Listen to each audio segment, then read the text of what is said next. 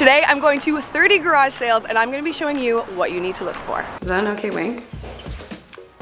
This might be worth like $400. And if all goes well, I very well could have made well over $1,000 today, and I only spent $24.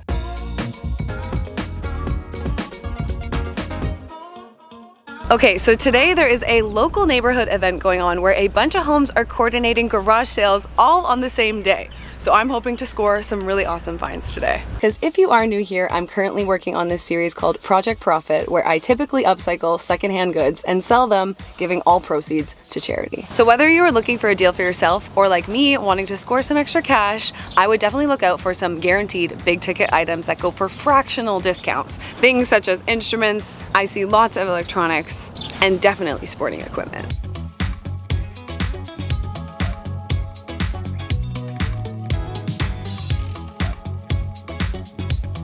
This one's inside of an open house. That's interesting.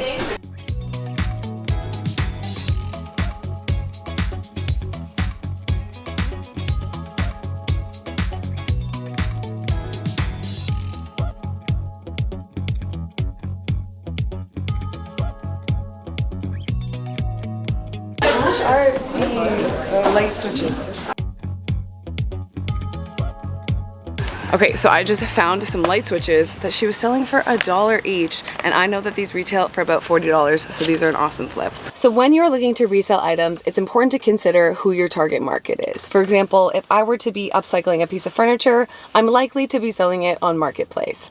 As for these closed box dimmers, I'm probably going to try somewhere like eBay, because I know if I post these at a discounted rate from the retail price, this is the place where people are looking for deals like this. Alright, so hopefully somebody is in the market for some dimmers, and while these are things I'm not necessarily looking for today, but if you are serious about flipping, I would definitely keep an eye out for things like collectible items. Items such as coin collections, stamps, comic books, action figures, because you could likely stumble across some really valuable items that are priced much lower than their market value. Garage sales are also the perfect places if you are looking for things such as art, clothing, books, home decor, kitchen items, as well as crystalware. And if I'm looking to collect or flip any of these goods, I'm always checking for things like artist stamps or brand names on the underside of items to help dictate the value.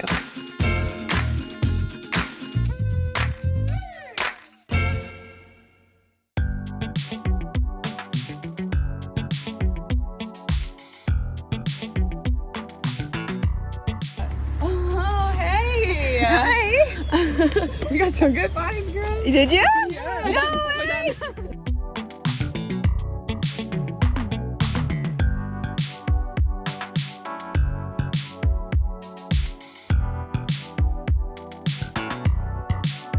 And you don't need to be an expert. If you aren't sure about something, a great tool that you can use is Google's image reverse search. You input your photo and see what online says about the value of your items.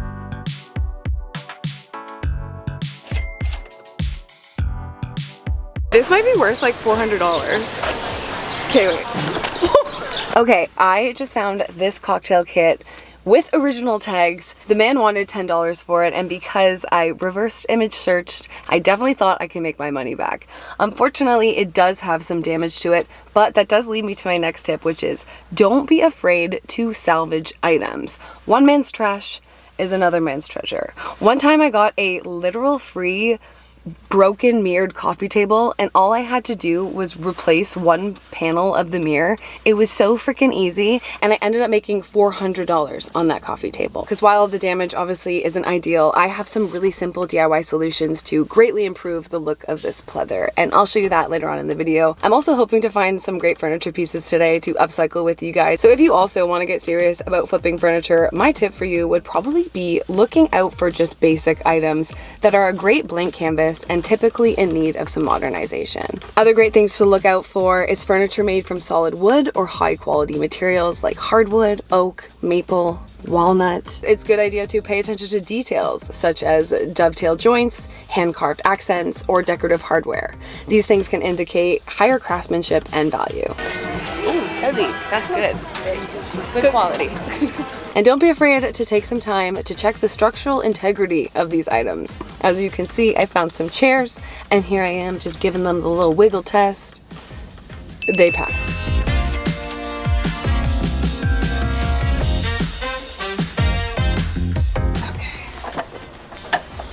Got the goods.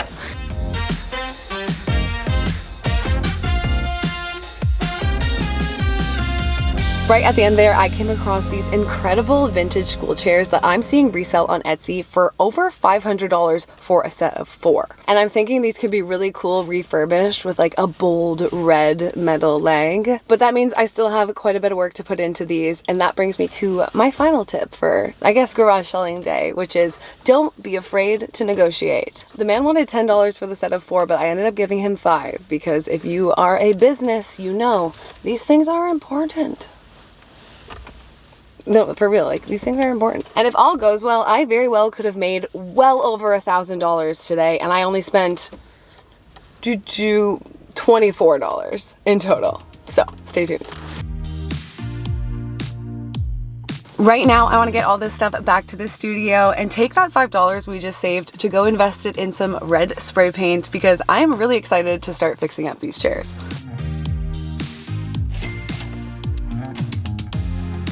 I have found me a great set of vintage industrial style school chairs, and other than some surface wear like fading and scratches, they are in great condition. First, I'm gonna sand down these legs. So with a sanding sponge and some 250 grit sandpaper, I'm mostly trying to remove the rust and lightly rough up the metal. This will prep it for spray painting. Then I just cleaned them up with a little vinegar and water and protected all the wood with some tape and scrap plastic.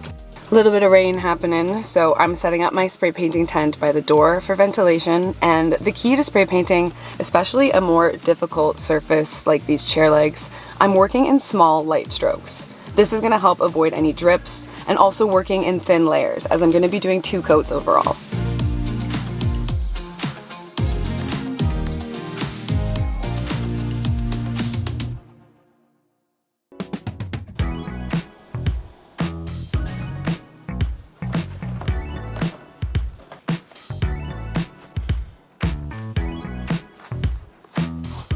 So subtle flex. I may have picked up some roller skates at the garage sale the other day.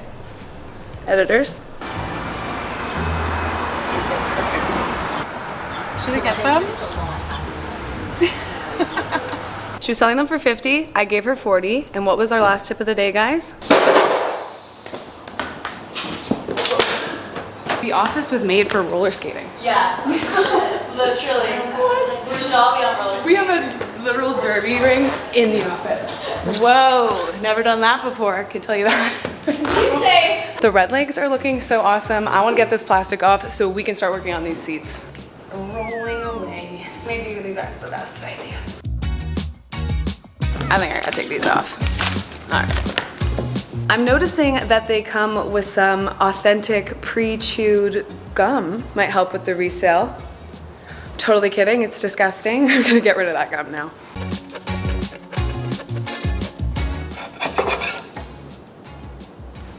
That was easy. Now, just like the legs, starting with a 250 grit sandpaper, I'm gonna hand sand the wood seats. I'm trying to salvage the veneer, and also the top coat is so old at this point, it's coming up pretty easily. Okay, so now the seats are sanded and the wood grain is starting to come through again, looking beautiful, but we are dealing with some discoloration. So my solution for this is actually a bleach and water mixture. This is about 25% bleach, 75% water, and I'm just going to spray these over the seats and hopefully we'll be able to lighten some of these gray areas. This is that same area now that it's dry. It's not perfect, but it's greatly improved. Next, I'm going in with some stain in the color Golden Pecan. I'm just buffing this into the surface with a lint-free rag.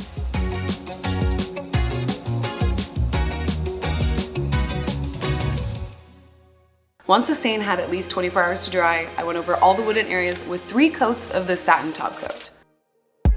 And now these newly refurbished chairs are looking incredible. I just love the fun pop of color this shiny candy apple red offers to the chairs, and I know that these would sell well on Etsy. To be honest, I just don't have an Etsy seller's account. I just think it's important to point out, but I also know that there is a huge market for trendy items like this on Marketplace. So I've uploaded my photos, and because these are so trendy, I'm actually gonna focus less on styling these chairs and focus more on using the right keywords for potential buyers. So searchability is really important here.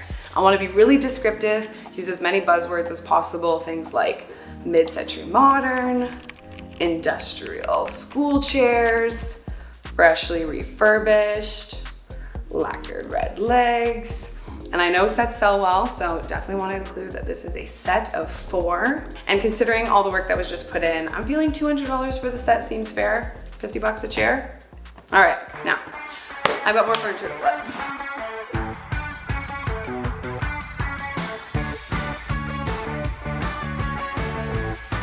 All right, so I've been thinking about how I want to upcycle this side table, and I was drawn to this piece, 1, because it was only $5, and 2, because I felt like a really good quality piece. It doesn't seem to have any signs of visible damage, as well as I really enjoyed the hardware that it came with. Right now, the piece is definitely just a little outdated, but I want to try this new paint wash technique. Well, it's new to me, but it does seem pretty easy. But before we get into that, to start, I just want to disassemble our piece and take it outside to sand. I'm going in with an 80 grit sandpaper. I'm really just trying to remove the outer varnish layer.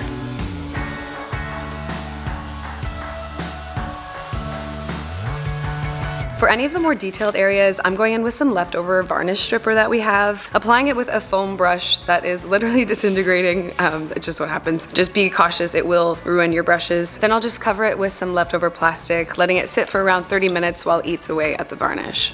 I put some on the top too. I was hoping to get a really satisfying scrape for you guys, like so. I did a second pass over the whole thing with a 200 grit sandpaper, and now my piece is all sanded and prepped.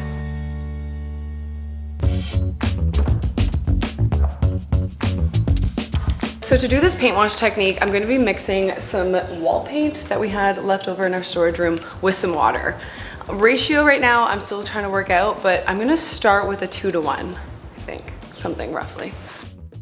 Okay, so I just tried the white mixture, and I actually think it's too pale for the effect that I want to go for. So I made a new batch with some other leftover paint that I found. This is more of a tan color, and the ratio that I'm doing this time is now 1 to 1. I want mine more on the thinner side.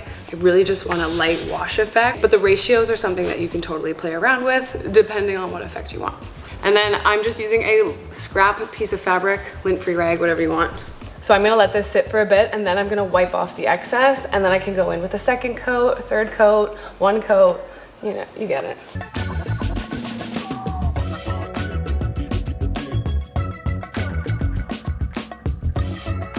I'm gonna sand off the white paint. You can always sand off areas you're not happy with. Okay, so circling back to the cocktail kit that we found, it is called Legacy by Picnic Time, and I just took a bit of extra time to look up this item online, and I found similar items retailing new for about $500, and of course we saw the one on eBay that is identical selling for $550. So all that to say is very exciting, but upon first impressions, it appears to be unused with original tags. I can tell that this is pleather, and because it's not real animal hide, it can be prone to peeling over time. And unfortunately, while damaged faux leather is pretty much irreversible, we can definitely improve the look of this overall. I can tell from the tag that I'm missing a couple of original pieces, but I have plans to replace those. So between repairing the damages and replacing the broken pieces, this will impact our resale price, but if I can even get a couple $100s for this thing, I only spent $10 on it. So let's get to salvaging. First, I just want to clean up the surface by going in with a gentle solution of just vinegar and water. I don't know if these are like little paint or what this is, but the vinegar is getting them away. I'm gonna be very delicate on the cracked areas. Just wiping off the dust and the dirt, this thing is already looking so much better, but now to deal with the cracks, I don't think I'm gonna be able to get rid of these completely, but to improve them, I've decided to go in with an iron here on a very low heat setting, and I'm just gonna run this over the whole side. I'm also laying a towel in between the iron and the piece just to ensure I don't straight up melt off the material. Next, I'm going in with a very soft sandpaper. This probably has an 1000 grit. I'm just gonna sand any areas that have a lot of peeling. I'm gonna do this really softly, just trying to smooth out the frayed edges. All right, so now that we are mostly smooth, any areas that have a lot of the faux leather missing, I'm gonna go in with a black leather paint. But this paint has an acrylic base, so it's gonna adhere really well to the pleather, and it's also waterproof even without a finishing treatment. And I'm just painting over everything with a flat brush. Wow, much improvements. Much improvements. Now I just got to replace the missing pieces. So this morning I actually stopped by the thrift store to see if I can find any secondhand options. Here at TheSorryGirls, we will always try and opt for secondhand options. And luckily I did find a shaker for about $4. And then I ended up going to the store to find the double jigger as well as the mixing spoon. So now I'm just going to replace those missing pieces and touch up any areas on the inside, and we're finished.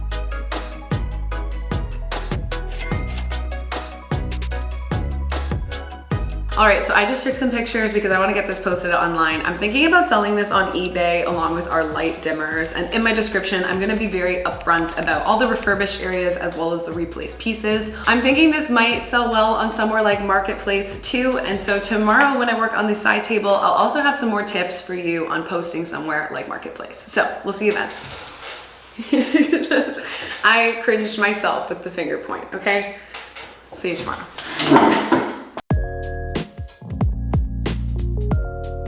After the wash coat was dry, I went over the whole piece with this satin top coat to seal it in.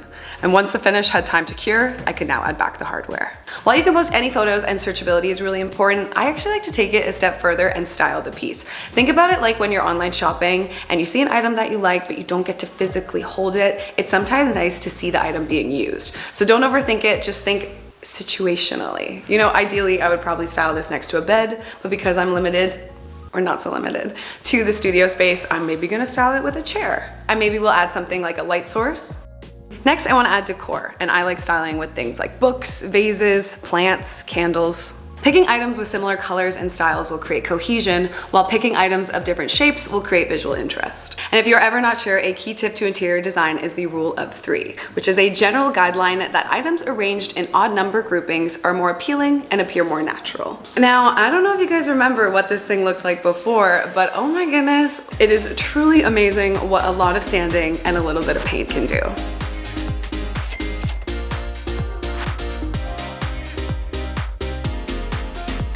Oh yeah, and when posting furniture, always include the dimensions. I truly believe taking this extra step not only helps set your items apart, but also helps to justify maybe charging more of a bit of a premium price, if you know what I mean. I also have some really exciting news that our vintage refurbished chairs did sell on Marketplace for $175, and the paint wash side table sold for $50. Now, as for the rest of the items found in today's video, you're gonna have to tune into the next episode of Project Profit to see how much they sold for, and I hope that you feel you got some really good tips and insights today on garage sailing to flipping. My name's Rachel. Thanks so much for watching. Bye guys.